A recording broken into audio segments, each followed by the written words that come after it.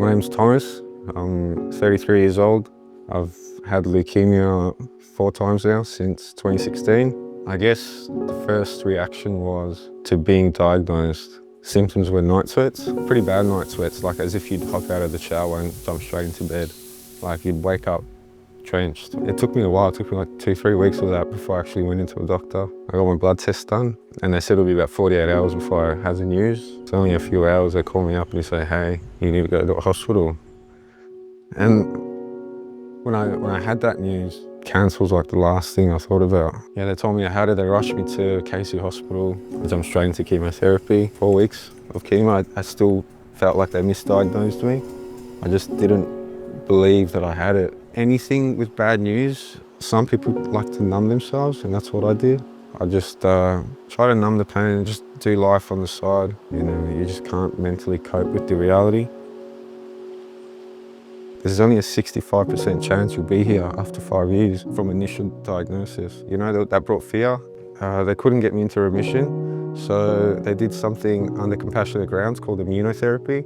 Now that's like more targeted. Instead of chemo where it targets everything, it targets only the cancer that it needs. I did that for, I think, 6 months, and that was the first time I entered remission. When I had that was great news. You know, I never thought I'd get remission. It only lasted 6 months where it came back. That's what really hit me. Just knowing the severity of the cancer. When something comes back twice and you know that it's deadly, you don't feel as invincible as what you once did. After the relapse, I got the call. I was at home, I was at mum's. I just hung up and I fell on my knees and I cried to God. I don't know what's going on, you know, and I was genuinely scared. I think a lot of cancer patients hide their fear. You know, it's only when you're by yourself you're really ego dissolving. You know, when you get bad news, are you still gonna hold on to the promises I gave to you? Just remember on my knees and I said, God, I don't know how we're gonna get through this. And just in that moment, I was just flooded with so many memories of words from God and prophecies that we've had over our family. Like a few months earlier, elder from our church came up to Tom and said during worship, he had a very clear vision of Tom as an old man with his hair growing grey and grandchildren at his feet. So yeah, we just held on to little promises we've had along the way. And also he's carried us through so many different seasons. It's like, if he's done it before, we believed he can do it again. So the most challenging thing about the whole journey, taking away big years of your life from 26 onwards, like you're still finding yourself completely, whether it's your career or even relationship with your future wife. That was the most challenging, you know, just jumping into the next stage of my life, knowing that cancer was crippling me in a way. To get married when your wife knows that you have cancer and she has a choice not to, like for me, that's love. There's a lot of things she sacrificed. Abby's had to put a pause on life or have to raise kids or come into hospital with me for treatment. I think there's got to be more challenges to come. I don't think it's an easy question to answer. I sat down with a pastor once and he gave me some really wise words. Spend your time that you have in a negative mindset, or you can spend your time in a positive space in your head and you live your life parallel to that. Reality of time. Like, you know, you sort of go through life on cruise control and you forget how long time's gone past. I tried to do a lot I could with my family and I still try to. I try to make as much memories as I can with my kids, not because I know that one day there might be memories, but because you're not promised tomorrow. I had treatments that weren't available to everyone. There's just been miracle after miracle with my treatment. Immunotherapy that was done on the compassionate grounds, which I'm back on now. You know, $500,000 given by a company that doesn't know me, that's a blessing on its own. I got given a therapy that cost nearly $1 million. God made a way for me to go to America and do treatment there when I had no option here. Everything is just blessings. And it's only when you look at it from an 8-year perspective that you say, hey, God took me out of that, God took me out of there. And Ollie, I don't really share this with many people, but I have one of the best lives and one of the worst lives you can have. I have the best life in terms of I don't have financial stress, and every man competes for. And I look at a monetary perspective and I look at my family perspective. I tell you what, having a family brings so much more joy than it is to own nice things or have nice things. To go back after 3 years to have it again, that was a shocker. When it came back, I had the kids. You know, I got married. To go from that back to being a cancer patient, like that's heavy. Most people don't relapse 4 times. The last treatment I had, I had hopes it was my last one because, put it this way, if this transplant doesn't work, it's scary. Your body has a factory where your cells are produced, and that's in your bone marrow. The idea that they want to do is they want to kill that bone marrow with heavy radiation, and you infuse someone else's, which in my case is my sister. I never had a great match. The way my immune system's structured is not common. They tested both my sisters at the start. The issue with having a 50% match is there's a lot more side effects. For my younger sister to actually want to be a donor, I have to thank her for that too, because she's my solution to this problem. Thing is, and it's going to be completely different, but like, I'm talking to you here, healthy, all good. You know, I'm in the right mindset, I'm okay. But what you're going to see later on, it might be a bit full on. And I only say that because I'm in the same hospital that I see these other people with transplant. So it's not like I have this tainted picture of what's to come. I know the reality of it. Being reminded that God's in the center of this. Abby, Benji, Sophia, I might not look the same, but I'm still here. I think that's something I want them to see. Yeah.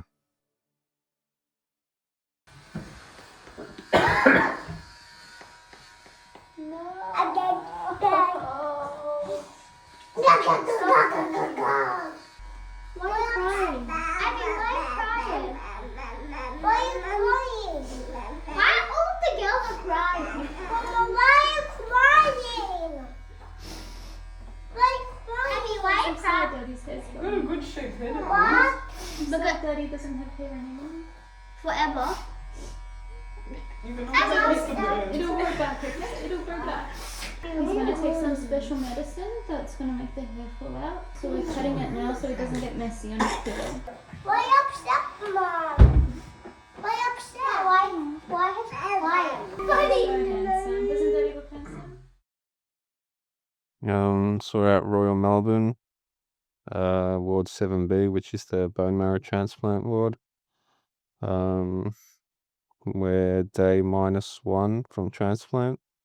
So tomorrow I'll be collecting and getting stem cells.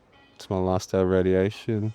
If I don't take my anti-nausea tablets, I feel pretty sick, and I'm really tired.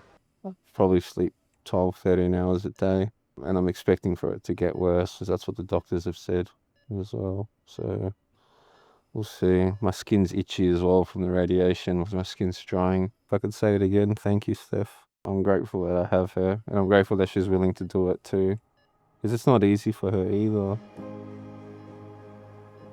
My name is Steph. I'm Tom's youngest sister.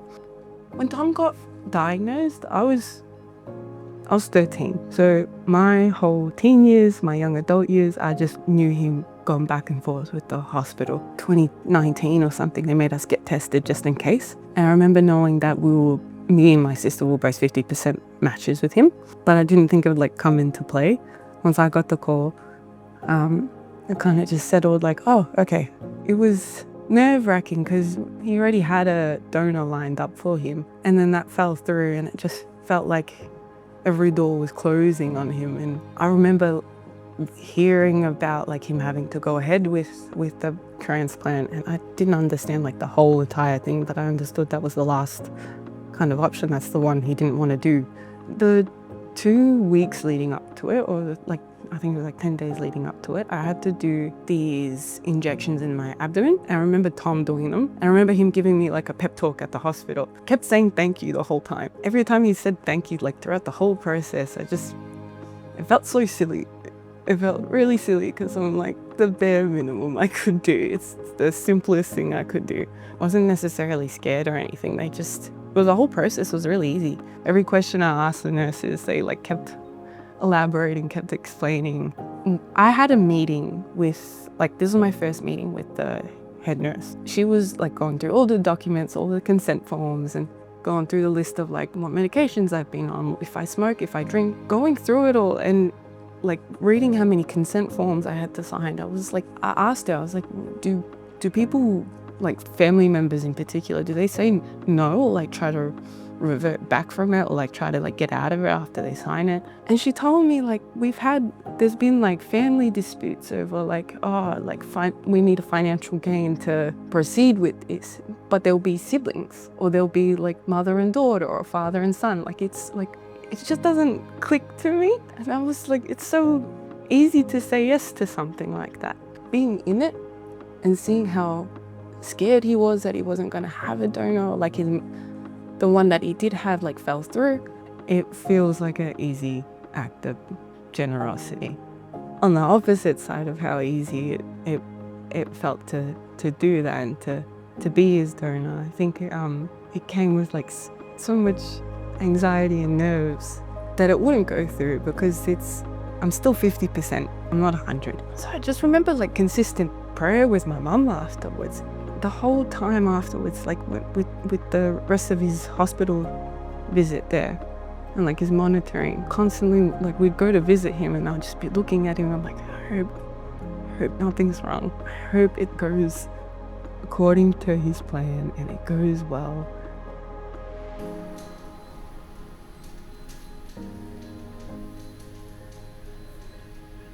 You're collecting some cells for your brother, and it's the immune system cells which he needs to rescue him at the moment. So it's a mechanical process. We use a centrifuge to separate out the cells from her blood. So we have to pull blood out. So we have to have a fairly rigid needle which doesn't collapse in on itself here. And the veins are behaving well, so we got a steady stream of blood coming through. Once it's been around a ribbon in the centrifuge, we've got it separated out. All these pumps you can see are turning quite fast, and we got one turning really slowly here. That is the immune system cells going up into a collection bag here. It's quite a long, slow process. Have a high nursing ratio. One nurse just stays here pretty much doing some fine tuning to make sure it all runs as efficiently as possible.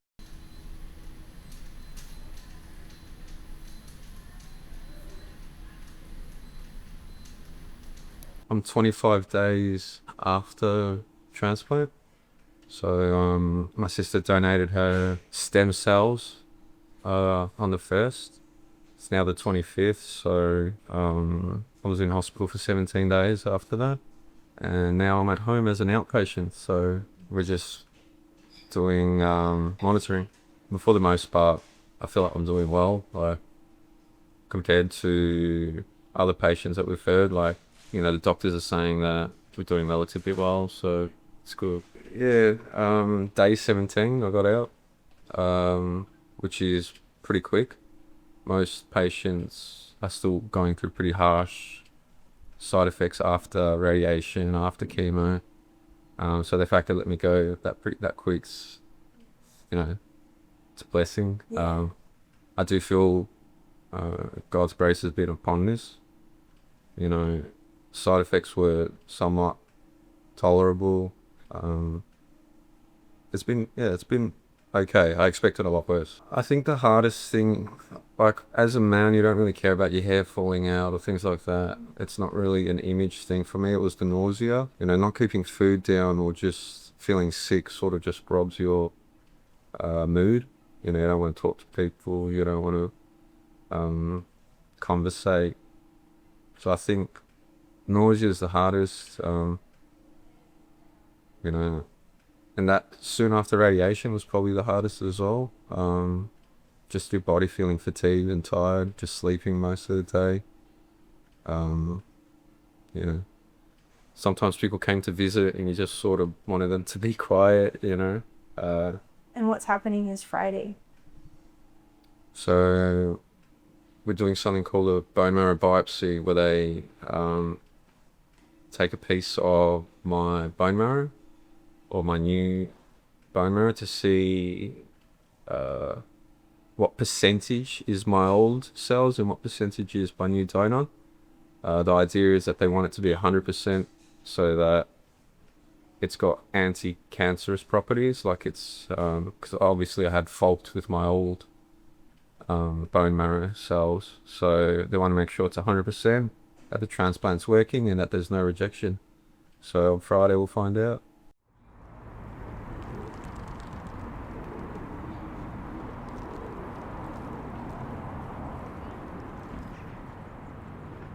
So day 28 for the transplant.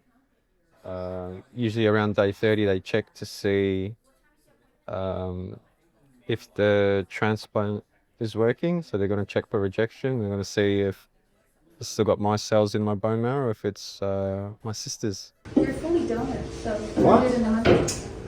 I'm fully donated. Wow, that's awesome. So I'm 100% my sister. That's awesome. And your bone marrow biopsy is remission from Is remission? Yep. Oh, awesome. Do you want to read it just to make sure?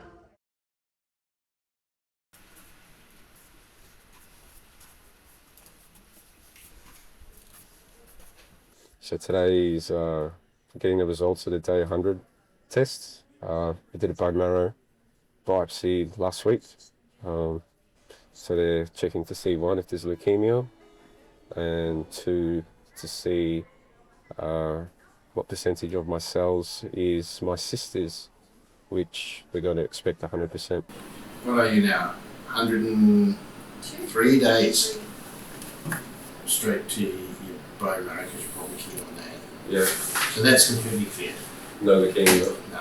Oh, awesome. And MRD negative. Oh, fantastic. Good. Percentage 0. That's the MRD test. Okay. When's the expectation that we'll feel more of myself? Is it as the pills go down, dosage? That will be a big contributor, but just time as well. And most people now, Yeah. post-transplant, will also be on posaconazole. Yeah. That's the 3 in the morning. Yeah. All of them are preventing unusual infections that you rely on normal immune function to protect you from. And immune function is more than just a neutrophil count. Recovering very well from a bone marrow transplant, and your immune system, in its broadest sense, more than just neutrophils, will take a year to fully recover. 1 year. 1 year. So after bone marrow transplant, I like people to be on Bactrim, which is Monday, Thursdays, Yeah. and the valacyclovir for a year after the transplant. Okay. In 3 or 4 more visits, you'll be getting close to 6 months. So do a couple of fortnights, 4 months, a couple of monthly, 5 months, 6 month revaccinations. Yeah. Bone marrow, is that 6 months or I 1 have year? no plans to do another bone marrow biopsy until a year post-transplant. Oh, thank you. Thank you. You won't lose your sister's immune system. Yeah. You know, it's there. What I don't know is how strongly they will fight any leftover leukemia cells, because no one can measure that. Alright? Balance going forward is about making sure that the immune system cell that you've got from your donor is given every opportunity to wipe out the last residual bits of leukemia. Now, there may not be any there. Yeah. They may have already done all that. Yeah. Well done. See you later. Yeah, so we just had the news, MRD negative, which means there's no disease in the leukemia in their bone marrow. So it looks like it's positive results with the transplant. So praise God. Once he hit the 100-day mark, it was a big moment. It was good. I took my film camera on the actual day that he did the transplant, and I was like taking photos of him with a birthday hat on, because that's meant to mark his like first birthday. It was also my birthday. So at that point we became twins. But like even then I remember him coming back and saying, I'm 100% you, Steph. We have a family group chat and I've changed his name to Stephanie number 2. Each passing day, seeing him get better and seeing that it was actually working, and seeing him, you know, come back from appointments chippy and relief on his face, is just that brought more like comfort and like reassurance that he was doing good. I'm grateful to be a part of his journey, and I'm grateful that although it was only a 50% match, and despite all the statistics against it, and the fear of GVH and the repercussions of what could happen and what could go wrong. God made a way. God kept opening doors for him, and I feel like it's just a testament of his grace that I could play a part in that too. For me personally, this was probably the most difficult treatment journey Tom had taken. It was the most physically invasive, first of all, just how hard the radiation, the chemo, the months of preparation with the immunotherapy. So it was hard on me seeing Tom very low and very weak. But also this time around, I wasn't just trying to stay strong and positive for Tom. I had 2 kids depending on me day to day, you know. I was at full capacity already, just keeping them, you know, fed, taken care of. I was just in survival mode for myself. You know, I'd had my hour-long car drives on the way back with a crying baby in the back. That was my only time to sort of debrief and process what was going on. Looking back, like even just for this project, looking back and reflecting on photos, I only just realized I was living in a blur. I was looking at photos. We had Sophia's dedication while Tom was on immunotherapy, and I have no memories of that. We had a quick family trip for a week. Just looking back through photos, I'm like, oh yeah, that happened. Like, I just feel like I've blurred the good and bad in that season. And that's why I'm finding it a bit difficult, because this is like my first time talking to someone other than Tom about it. Yeah, I sort of, you know, as soon as you go through something difficult, you try to shove it at the back of your brain. The biggest difference in my days, in my mental state, being able to be present for my kids and support Tom, the days I would intentionally choose to give my day to God, just put my trust and faith in him. For that day, I wasn't even asking God, help me these next 6 months. I was just looking at surviving that one day, and each day I would repeat that, because you're just so overwhelmed by emotions, thinking, what's next week going to look like? You know, just worrying about the next lab results, the next biopsy. It was robbing my joy and my presence from the moment. Literally this week is 2 years since we got the news. Crazy to think. Yeah, it's beyond our wildest dreams where our life is right now. Everything the enemy used to, you know, destroy our family and bring us down, God is able to turn that into something positive, and just taking what's good from this. Like, if this happened when the kids are older, like, they would have a lot more questions, a lot more confusion. Whereas this is the base and foundation of Benji's faith, just seeing how he prays for Tom now and seeing how it's molded his little, you know, childlike faith in God. It has been so beautiful. And who it's formed Tom into as well. Like, it's made him into the most hardworking, resilient, dedicated father and husband, and he just gives his all to everything. Like, when people go through hardships, health battles, they can sometimes turn bitter, and whereas Tom's just taken this and just come back stronger, more hardworking. His faith, and through him our faith has been strengthened as well. And like, yeah, no matter what our future holds, I know we will be able to stick as a family unit and base our trust in God, because if he's brought us through this, there's absolutely nothing, you know, he can't carry us through. Tom, I don't think I'll ever be able to put into words how proud I am of you. Over our time together, I've watched you face challenge after challenge, but you've never ever let cancer define who you are. Through every relapse, treatment, and setback, you've continued to trust God with faith, strength, and determination. You've showed me what true courage looks like. There's no greater role model I could have chosen for our children, and not just in the big moments, but in the everyday moments, showing up for us, no matter how you're feeling, and always leading our family with faith. You have truly showed us what it means to trust in God. Seeing you healthy, making plans for our future again, and enjoying this life we once prayed for is something I'll never take for granted. I love you, I'm so grateful for you, and I'm thankful that we get to keep doing this life together. Through it all, God has been faithful, and I give him all the glory.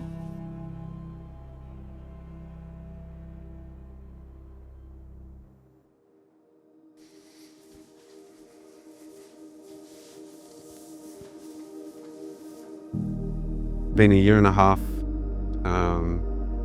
since I've had the news. I've been in remission. So when the doctors did share the news, it was a sign of relief. It was a weight off my shoulders. You know, it's always been my battle with statistics. Like, statistics don't give peace. You know, so mentally I've had to let go of that. You know, God gives peace. You know, I just trust not in statistics, but in God to be secure in my future.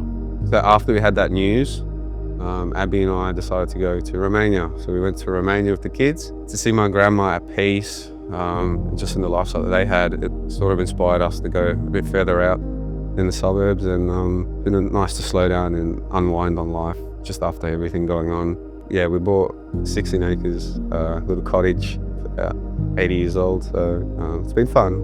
Yeah. God is good, you know, that God is good, and His promises are yes and amen. Like, for me, I didn't have a worry that I'd be in deep waters, because I knew no matter what happens, it's His way, and you know, I can worry as much as I want and it won't get me anywhere. Yeah, God is good.